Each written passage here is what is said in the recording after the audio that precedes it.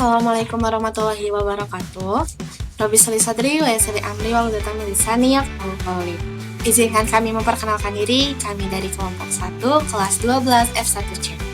Di sini kami akan membahas mengenai perkembangan peradaban Islam di benua Asia untuk memenuhi tugas mata pelajaran PAB.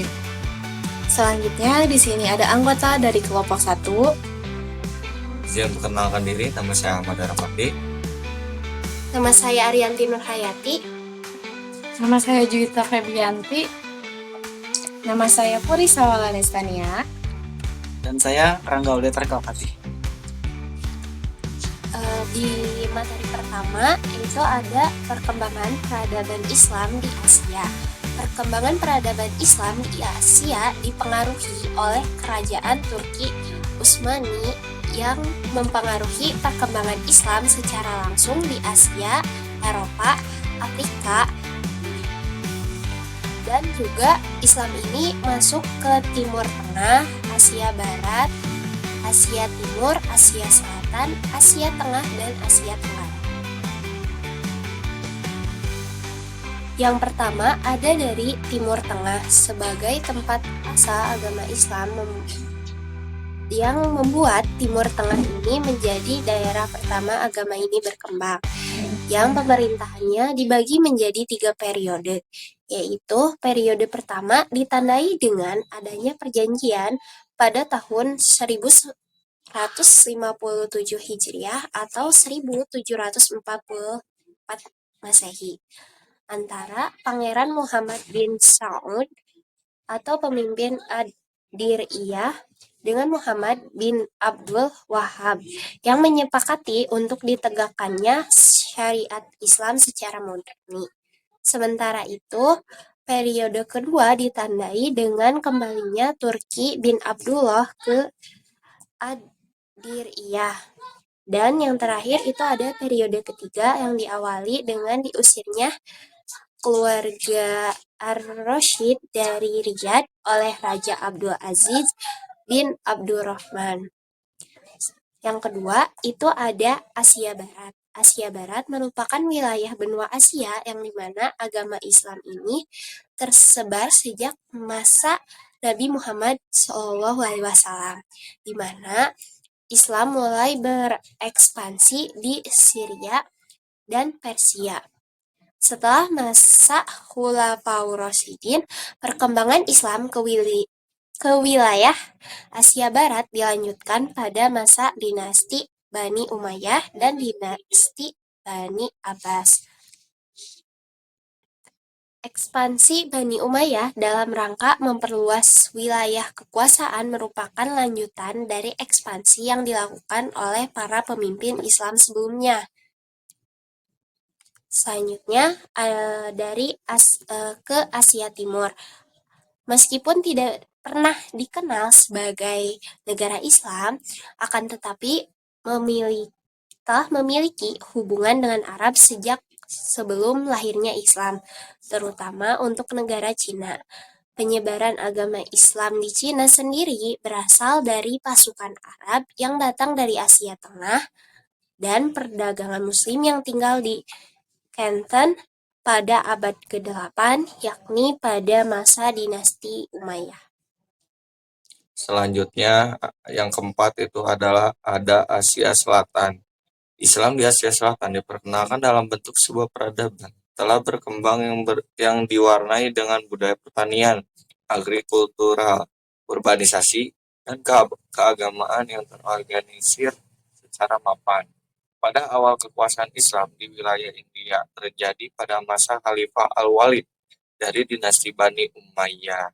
Penaklukan wilayah ini dilakukan oleh tentara Bani Umayyah di bawah pimpinan Muhammad ibn Qasim pada tahun 712 Masehi.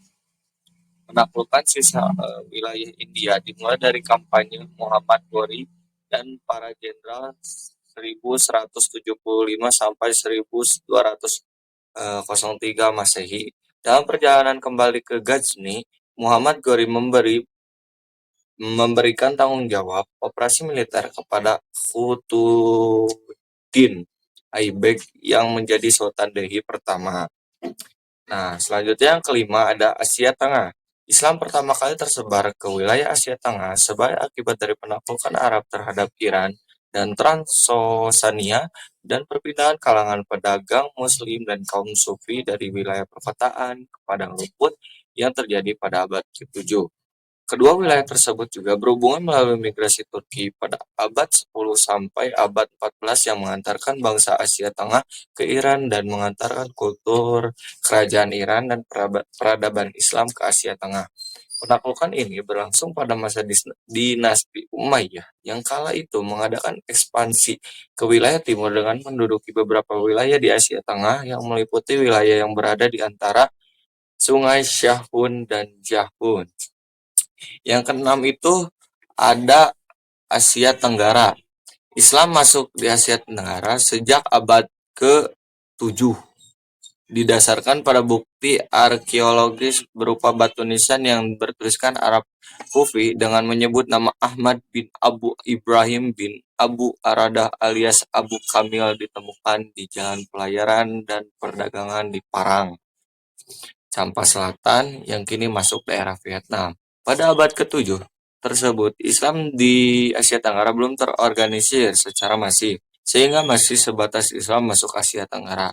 Seiring berjalannya waktu, Islam mulai tersebar ke beberapa negara di kawasan Asia Tenggara hingga akhirnya muncul kerajaan-kerajaan Islam yang di antara kerajaan-kerajaan tersebut berada di wilayah yang sekarang menjadi wilayah Indonesia. Dengan adanya kerajaan itulah, maka Islam di Asia Tenggara sudah mulai mapan dalam segala lini termasuk politik, ekonomi, hingga pendidikan. Berikutnya ada bukti-bukti sejarah peradaban Islam di Asia. Yang pertama ada salah satu peningkatan kerajaan Islam yang terkenal adalah Monumen Taj Mahal di Agra, India. Monumen ini dibangun oleh Shah Jahan dari Kerajaan Taghlaq. Yang kedua ada Malaysia. Islam berkembang di Malaysia setelah ulama Siti Abdul Aziz dari Jeddah mengislamkan beberapa pejabat kerajaan Malaysia. Konstitusi Malaysia menyatakan bahwa Islam merupakan agama resmi. Yang ketiga ada Asia Tengah.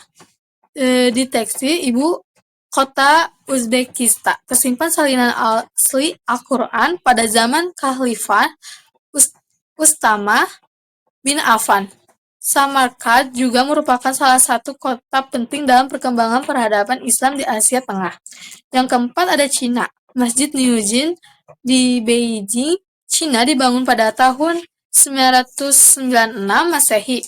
Masjid ini memiliki arsitektur yang merupakan perpaduan antara Cina, Arab, dan Persia. Yang kelima ada Aceh, merupakan pusat peradaban Islam tertua di Asia Tenggara. Bukti-buktinya adalah adanya Kesultanan Aceh, naskah kuno, dan benda-benda peninggalan sejarah. Yang keenam ada makam Fatimah binti Maimun. Perkirakan merupakan tinggalkan Islam tertua di Indonesia yang ditemukan di Leran, Gresik pada tahun 1082 Masehi. Nah, selanjutnya bakal ngebahas mengenai tokoh-tokoh peradaban Islam di Asia. Yang pertama itu ada tokoh Al-Kindi. Yang nama aslinya itu Yakub bin Ishaq Al-Kindi, lahir di Kufah tahun 188 Hijriah dan wafat di Baghdad pada tahun 260 Hijriah. Nah, berkat kontribusinya di bidang filsafat, Al-Kindi tersohor dengan julukan filsuf Arab. Nah, selama sehidupnya, Al-Kindi ini terbilang ilmuwan yang produktif. Ia banyak menulis karya-karya sejumlah disiplin ilmu, mencakup metafisika, etika, logika, psikologi, morfologi, matematika, astrologi, optik, dan lain sebagainya. Nah, di antara buku-bukunya yang terkenal, ada salah satu karangannya, yaitu Kitab Al-Kindi ila Al-Mu'tasim bila fi Al-Falsafah Al-Uliyah dan lain sebagainya. Nah, yang selanjutnya ada tokoh Al-Farabi, di mana nama aslinya ini Abu Nasr Muhammad Ibnu Tarkhan Ibnu Uzlaq Al-Farabi. Lahirnya di Farab, Asia Tengah pada tahun 258 Hijriah dan wafat di Damaskus, Suriah pada tahun 339 Hijriah. Nah, sejak kecil Al-Farabi ini dianggap sebagai sosok berbakat istimewa. Ia menguasai banyak bahasa mulai dengan konsentrasi Arab, Persia, Turki, dan Kurdi. Di bidang filsafat, kontribusi pentingnya yaitu dengan menggabungkan filsafat Yunani dan filsafat Islam. Ia juga amat ahli di bidang matematika, pengobatan, musik, agama, dan lain sebagainya. Saking ahlinya di bidang filsafat, ia mendapat julukan sebagai guru kedua setelah Aristoteles yang disebut sebagai guru pertama. Nah, di antara karya-karyanya Al-Farabi yang terkenal itu ada Al-Musiki Al-Kabir dan masih banyak karya lainnya. Nah, selanjutnya itu ada tokoh Ibnu Sina, yang mana Ibnu Sina ini menguasai mulai dari bahasa Arab, geometri, fisika, logika, ilmu hukum, Islam, teologi, dan ilmu kedokteran. Nah, pada usia umur 17 tahun, ia menjadi amat terkenal dan dipanggil untuk mengobati Pangeran Samani, Nuh bin Mansur. Nah, Ibnu Sina menulis lebih dari 200 buku dan diantaranya karyanya yang terkenal berjudul Al-Qanun fi At-Tib yang berisi ensiklopedia tentang ilmu kedokteran. Nah, Ibnu Sina ini berhasil mengkodifikasi pemikiran kedokteran Yunani dan Arab. Karya-karyanya tentang kedokteran menjadi referensi penting disiplin kedokteran di masa itu. Nah, bahkan sempat menjadi rujukan primer kedokteran di Eropa selama 5 abad, mulai dari abad ke-12 hingga 17 Masehi.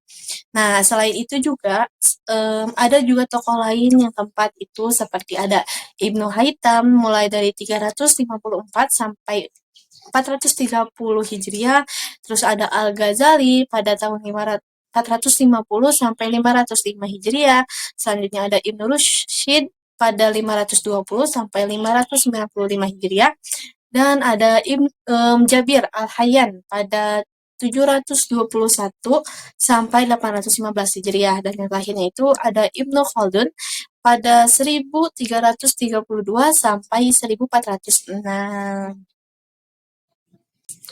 Bagian selanjutnya itu ada analisis perkembangan peradaban Islam di Asia. Perkembangan Islam di Asia ini memiliki sejarah yang panjang dan beragam, mencerminkan pengaruh agama ini dalam berbagai aspek sosial, politik, budaya, dan ekonomi. Berikut ini ada analisis perkembangan Islam di Asia. Yang pertama itu ada penyebaran yang beragam.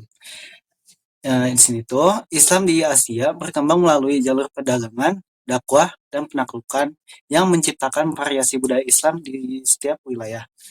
Lalu yang kedua itu ada peran ekonomi dan politik. Negara-negara Islam di Asia memiliki pengaruh signifikan dalam ekonomi dunia, misalnya melalui OPEC dan politik internasional.